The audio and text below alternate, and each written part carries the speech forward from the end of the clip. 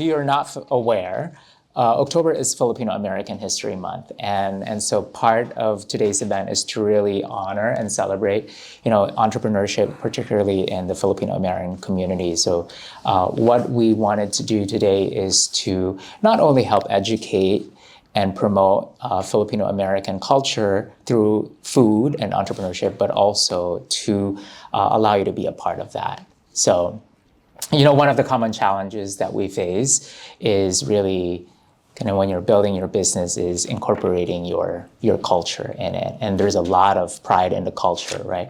And so I wanted to ask maybe Lelaine and Randy, what made you decide to, incorporate your culture in your business? Ladies first. Okay. Is it gonna echo the microphone? Is that okay? So I think for me, it was a no-brainer. So I was very much so raised to be traditionally Filipino. I was born in America, in Washington State, and my parents are immigrants. But growing up, my dad would always tell me, even though you're born in America, you need to remind yourself that you're Filipino. So it would be to the point where if I showed any tendencies of being American or assimilating to American culture, he would remind me, that's not what it means to be Filipino. So growing up, I just got immersed fully into the culture, and it came to the point where I stood out to my classmates. Being in the mainland, I was part of the minority. It's very much so opposite here in Hawaii. And so I want to move back to the Philippines. I wasn't born there, but I want to move there. So when it came to the business, it was a no-brainer for me to have the culture embedded into Sama-Sama. Mm-hmm. So. And your experience is you're from the mainland, right? And then you came here. But Randy, you're a little different because you were born and raised here. Is that right?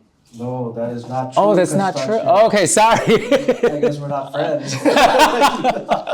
Well, you always learn something new, right? So like Lelaine, I was born in the Philippines, and I came here when I was 4 or 5-ish.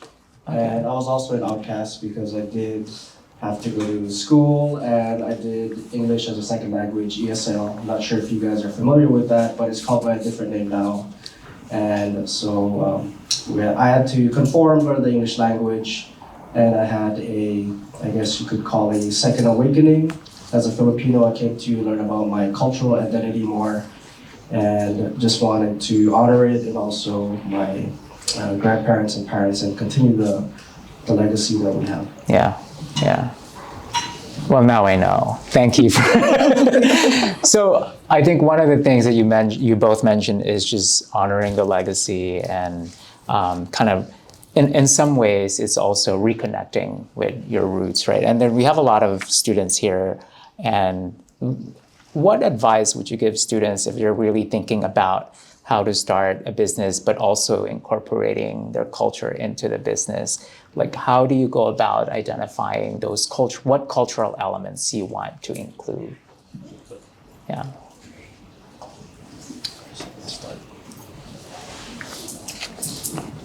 Well, this is a hard question, because if you want to start a business, you gotta be willing to put in the hard work and sacrifice.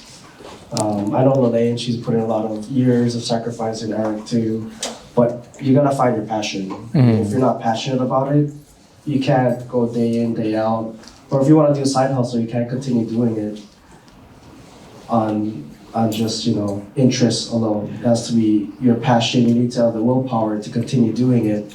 And I'm doing it part-time. It's a side hustle for me, but for Eric and Lelaine, they do it full-time. So definitely props to them.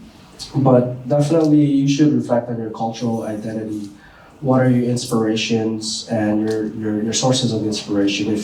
If you like cooking, and if you want to educate the world about your cooking and present it to them in the best way possible, then why not? If you want to do weaving or make bags, textile, things like that, then do that. But find a thing that ignites your passion, your fire. Otherwise, you're gonna quit after, maybe a couple weeks or a year. But you can always pick yourself back up. So, it's not the end all be all. I would have to agree with Randy. Really figure out what you're passionate about, and don't do it. this is coming from love, but I see a lot of people nowadays, they'll do it for the clout. Filipino culture is becoming more and more mainstream. We're becoming more known. And so for people who aren't as passionate about their culture but are Filipino, I notice that they'll put in something Filipino just to get more views or get more hits or get more purchases, more sales. For me personally, I don't think that's something that you should consider doing. I think it really is, like Randy said, do your research. It could be literally anything that you're passionate about. Like Randy said, cooking, fashion, it could even be cars. With Pusong Filipinx, one of my things for the vendors is that they need to learn more about their culture in order to be involved with the market. And so people will do, for example, they're a car business and they'll do like car fresheners, but it's like Filipino scented. So it could be like the littlest things. Like you don't need to make it where it's like your whole business is about your culture. It could even just be like a little thing that you're passionate about, or it could even be just the way you present yourself as a person, and even down to where your values are. If it embodies Filipino culture in that way, what our morals and values are as Filipinos, that's enough. Whatever it looks like to you. Yeah.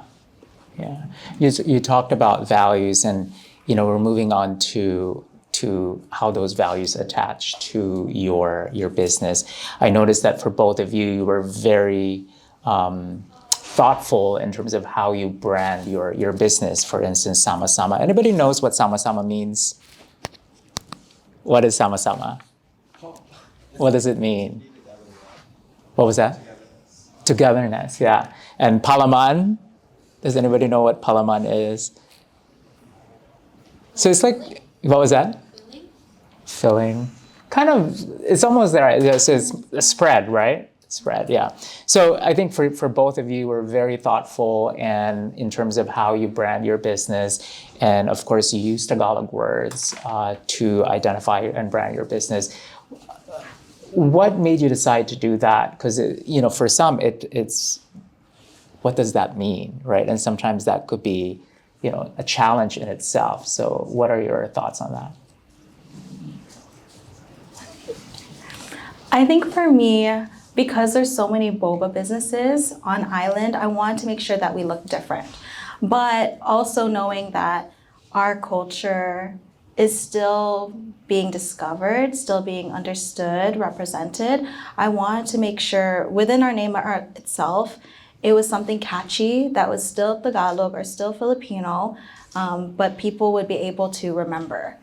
So that's why we chose Sama-Sama. So here in Hawaii, there's so much Japanese culture influence. And so I thought, it sounds similar, it sounds Japanese. And I think it's interesting because us choosing Sama-Sama, we bring people who aren't Filipino to our pop-up events or to the cafes, and they say like, oh, Sama-Sama means this in my language, or it means blah, blah, blah in this language. So it really is bringing people together in that way. But with everything that we do with Sama-Sama, it really is just making sure that we represent the culture with intentionality and integrity, for sure. Yeah. Right, ditto. Next question. So definitely embracing your culture. Hawaii has a long history of stereotyping Filipinos and discriminating against them, going back to the sugar plantation days. Some of you may know the history about it. As an immigrant, it was embracing my culture and also using that to empower myself and also represent that to the community. So like Sama-Sama, I use the word palaman, which means filling or spread, in order to differentiate our business in the marketplace. So there's a lot of jams out here in Hawaii, a lot of unique island flavors like lilikoi, guava, and anything else that you can think about. But to stand out and just have a name that is different from everyone else, and also offer flavors that are different like pandan and ube, is reflected in the name and also in our product. So cultural authenticity is one of the things that we try to represent to the community, and just being proud of it and honoring it and using it as a legacy to inspire future generations. Yeah. One of the challenges, you talked about cultural authenticity, and I think for us, we want to keep that. But it could also be challenging in the sense that it does not appeal to a wide or diverse audience, right? So how do you balance that cultural authenticity that you were referring to, but at the same time allow people from different ethnicities or race to embrace it? Because that's somewhat like a challenge that we face. Yeah. So I definitely deal with that a lot. There's so many boba shops that have matcha. That's a huge thing that's going on right now. Thai tea. There's just so many different flavors that when they come to us, they're like, where are those flavors? And we choose not to include those in the menu because there's no Filipino history behind it.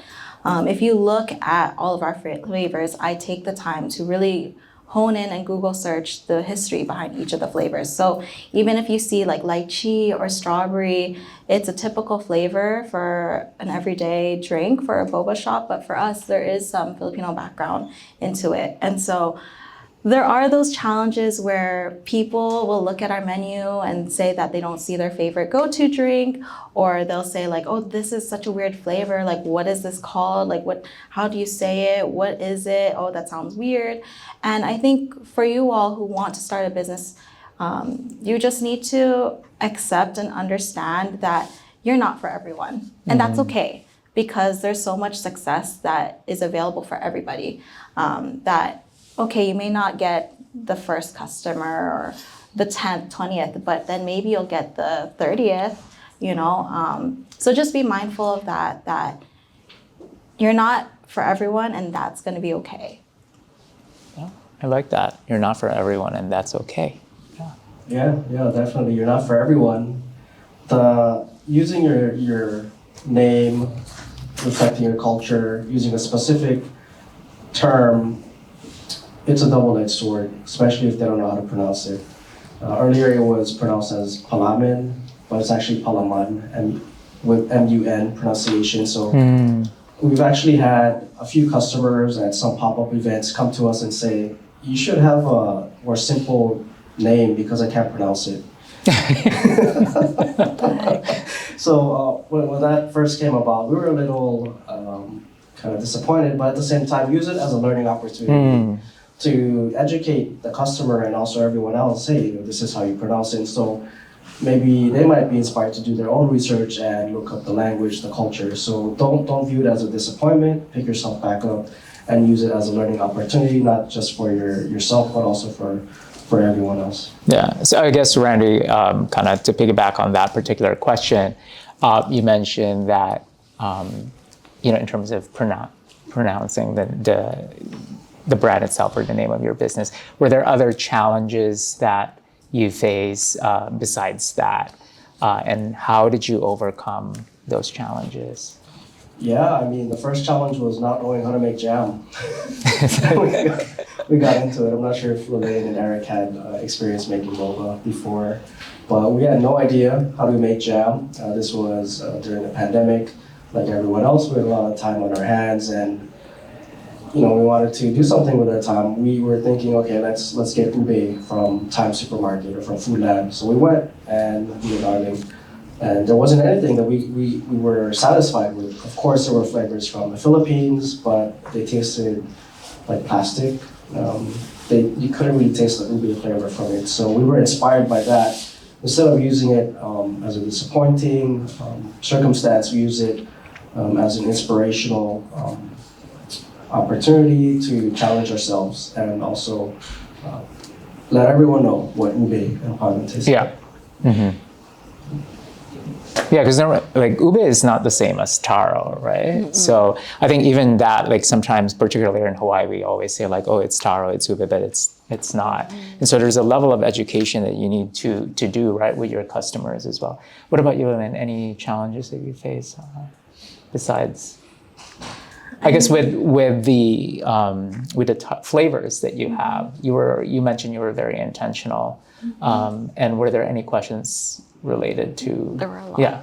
Yeah. And how did you deal with those questions? So, like Randy, it was like the pronunciation, what it tasted like. One that I keep on encountering on a regular basis is how to pronounce sampaguita and what it is. A lot of people will be like sampagadita or some, I don't know. They say it very random way. And so I always tell our team, like, make sure not to get offended because these people are still learning. And so be open to educating them about what our flavors are, how to pronounce them properly. With Randy too, like he had also mentioned, we have dealt with having to figure out how to perfect our syrups. So all of our syrups are made using the actual ingredients. And I kid you not, our ube milk tea, we tried, I think, 32 tries before we got our syrup recipe down. Wow. So that's another challenge that we've dealt with. But Sounds about right. 32. yeah, exactly. And so I think it's just making sure that you're always going to be open to educating others overall with the business, especially if you implement something unique as our culture that people are not aware of. Yeah. I guess, Randy, you mentioned a while ago that first thing is figuring out what that business would be. And you mentioned, spread, filling, palaman. There are so many other products that you could have, ventured into, but why palaman, I guess? Why spread or filling? I guess it was a spur of the moment thing. I mean, all of us, we have spur of the moment things. We're thinking, hey, why not? Let's try it out. So we tried it out. And luckily for me, I had a supportive business partner who wanted to go along with it. And you can see in our business, she has good marketing. She has a background in graphic design. So she continued to, push me through it. But it was also for myself. I wanted to challenge myself and see if I could actually do it. Yeah. And if I didn't, then, that's fine. Yeah. I can go on to another thing. And I remember when you guys started, even the font that you used, it was something that was you were very intentional, very specific with the font that you created, right, for Palaman too. Yeah. Lelaine, for you, you mentioned this a while ago, there are so many bubble tea shops, and did that ever occur to you in terms of kind of the challenge that you would face, 100%. I think when the nice part for us was that we didn't have any expectations per se. We just wanted, during the pandemic, when we were game planning the concept of Sama Sama, my grandma was a huge part of figuring out what to put on the menu. And at the time, we were trying so hard to start, but there was something missing. But when my grandma passed away, shortly after we started, I looked at Eric and I was like, you know what? No, this is the time. We have to do it now for Mama, because now that we're eventually going to open, she's not even going to be here. So now this is the time to actually just honor her at this point. And because of that mindset, we weren't really necessarily thinking about boba businesses, other businesses. I think at the time it was also because we were doing pop-up events, and there weren't that many boba businesses that were participating in the pop-up markets.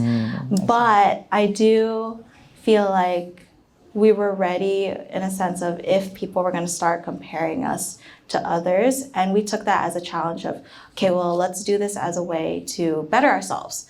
So I remember there was a foodie at the time who would grade our boba, the boba topping. And she would pull us aside and be like, oh man, this is really good this week. You guys cooked it really well. There would be other times where she's like, oh, why does it taste like this? Like, it's not normally like this. Why is it like this? So we take critique well, or we try to, and make sure that it helps us in growing with the business. I think now though, with having an actual space, we're more mindful, like, okay, we need to know that there's X boba shop around the corner. Be ready that they will be technically direct competition, and just figure out a way to make ourselves look more unique and more attractive to the possible customer. Yeah, yeah. Well, both of you are like the flag bearer of young Filipino American entrepreneurs here in Hawaii. And do you ever see that as sort of like, is there ever pressure on that, being kind of like seen as, these are the up and coming young Filipino American entrepreneurs, and everyone's looking up to you and maybe the success of your business and, how far you're going to go. Do you ever keep that in mind, or do you ever think of that? Yeah, it keeps me up at night. I become insomniac. Do you really? Well, that's a good question, Constancio. I mean, you don't want to let yourself down. I mean, especially if you have workers like Elaine and Eric, you don't want to let them down. The success of your business is, their paycheck is based on the success of your business. So it's a very tangible thing. It's not just something abstract or theoretical. It's in your face every day. We don't have employees, it's just me and Arlen. But if you fail, then you fail, but at least you can pick yourself back up and use it as a learning opportunity. Like what Elaine was saying, they've had 32 different varieties of boba drink. For our pandan, we've had to cook it at least 10, 11 times before we got the perfect ingredients. The right ratios. The way that we cook the pandan, it's the actual pandan leaf. And for you who don't know, it's a plant native to Southeast Asia. It's used as flavoring in Vietnam, Malaysia, Philippines. But it's earthy, aromatic, grassy flavor. We have to clean it very well and also blend it, extract the flavor. We've done that so many times. We're getting sick and tired of preparing it, but definitely we want to give everyone inspiration to also do their business and start it up. We serve as an example of wanting to push forward and not letting all the setbacks use it to. We just want to continue doing it. Yeah. I think I'm the opposite. I don't think about it. You don't think about just it. Because yeah, sometimes it's really easier not to think about it. I think for me, it's just because there's way bigger names out there who are way more well-known than Sama Sama. I know that there's people who have never heard of us. Yeah. But like one of our business mentors, Ube, they're so big, like they're expanding to the mainland. And so when people say like, do you worry about being a representative? I don't think too much about that because I feel like there's other people out there that are doing it way bigger than we are. Yeah. But I do agree with Randy. I do think about our employees all the time. Hopefully Eric won't kill me in saying this, but 2024 was a hard year for us and for other businesses who we've talked to. The market is different in terms of sales. People who I've talked to, sales are so different. And for me, my biggest concern is always like, how are we going to pay our employees? Are we going to be able to make their paycheck? Are we going to stay in the positive? Are we going to go to the negative? And we did actually go into the negative at one point during this year. And it's part of the business. It's part of the journey. And so for me, I always think about more so making sure that I'm a good leader for my employees, that I'm setting an example so that they know how to be a good example themselves for their other team members and just as a person in the community. Yeah. Well, I do know that we have a workshop after this panel, and I want to give the audience, the students, anybody here, an opportunity to ask questions if you have any for both Randy and Lelaine. Any questions you may? Yes. I love bringing value to the table, and I guess one of the questions I have for you guys, since you've already mentioned in the past, you've had some struggles, what are some other problems you guys are facing, and maybe as a collective, as a group, maybe we can, have some answers, brainstorm all together? So we're both in different situations. Their business is full-time, but I still have a full-time job, and my partner has a full-time job. This is a side hustle for us. So we asked ourselves, do we want to continue doing this based on our circumstance? Because, life happens. Family member gets sick, and that takes your attention away.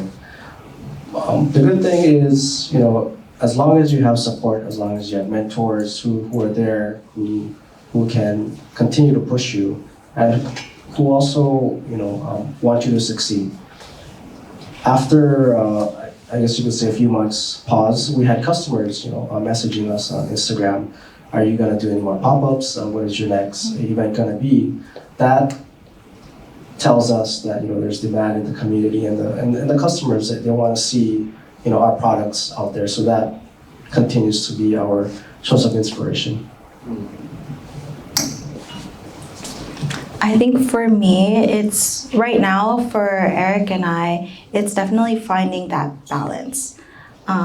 We are going through a lot of life changes. We're getting married in a few weeks, and so we're just trying to figure out, can we take time away from the business so that we can celebrate ourselves, but also are the team members going to be okay? And I think for me, we've grown to where we have 2 locations now, and we have our food truck and our catering, that I think I have this pressure of, well, we can't go back now. We've grown this far, and how can we continue to maintain it? Congratulations. Thank you. Yeah, congratulations. When is the wedding? November 10th. Yeah, coming up. That's like, we're coming up very soon. Any other questions from the audience? Yes. How did you figure out pricing for your products? I know that's like a tricky question. Eric and I did a lot of research by just boba shop hopping and checking out how their prices are, what their sizes are. And one of our other business mentors had shared with us actually that we're underpriced. So we haven't raised our prices since 2022. But we've chosen to stick with our prices because it compares to market value. And we just try to figure out how we can make up in other ways. Yeah, so we're basically secret shoppers. We went to different places to look at gems. We took pictures, went on the internet, and we compared, the size. Is it too high of a price for this size? But at the same time, we also considered that because it is a local product, it needs to be priced higher, because these other brands like Smuckers, Hawaiian Sun, they're full-fledged companies. At the same time, we use pricing to stake out. People may think, because it's a local product, it deserves to be priced higher, and we need to support local. So that also goes into that philosophy. But we also have, we want to maintain that at least 30-40% margin that, it keeps us operational. Yeah. Time for one last question. Yes. Has there ever been a time where any of you have faced backlash or even resistance from people of your own ethnicity? And if so, how did you try to navigate it or deal with it? I get it all the time. Really? I get it all the time. So our halo-halo, our buko pandan, escramble, all of our shaved ice desserts, we price it at $10 at 16 ounces. And just a couple weeks ago, we were at a pop-up in downtown, and there were older customers, and they're like, oh, I could hear them talking Tagalog. And they were saying this is so expensive. I don't understand. Why is it so overpriced? And for me, I get very defensive because we're a small business. We can't afford to get wholesale prices. We're not at that capacity. So all I do is I serve it to them like, thank you for supporting small. And I try to remind myself what I shared with you all earlier. If we can't make them happy, that's fine. Like, we're not for them.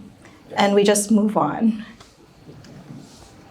Yeah, I think Arlene and I also had a similar experience, but it was right in our face. It was this event at the Hawaii State Art Museum. So we mostly do pop-ups, but it was at the Hawaii State Art Museum, and this customer, she asked to sample our pandan, so we gave the sampling spoon. She tasted it, and right in our face, she said, "Yuck." And that was surprising. I mean, that was very rude, actually. I mean, at least be more considerate and say yuck, behind her back. But she said it in front of our face with her kid next to her. So we took that as a learning opportunity, like what Lillian said. Not everyone is there to like your product. Not everyone will like your product. You have to carve a niche. So we just embrace it and we just keep pushing forward. Yeah. No, thank you guys. Thank you so much, Lillian and Randy. And thank you. I appreciate that question because I think, one of the reasons why we do this is to share, small business and young entrepreneurs. And as you can tell from the stories, it's not easy to start a business. And 32 tries, 10 tries to get that perfect, what do you call this? The mix, if you will. And so there's a lot of heart that goes into it, especially if your culture is in it and identifies you. So I think the best we could do is really to be appreciative of that work and also understand that, there's a lot of hard work that goes into each of this business. And not just that, there are employees that are also, right, that they are trying to help and with their businesses. So thank you so much.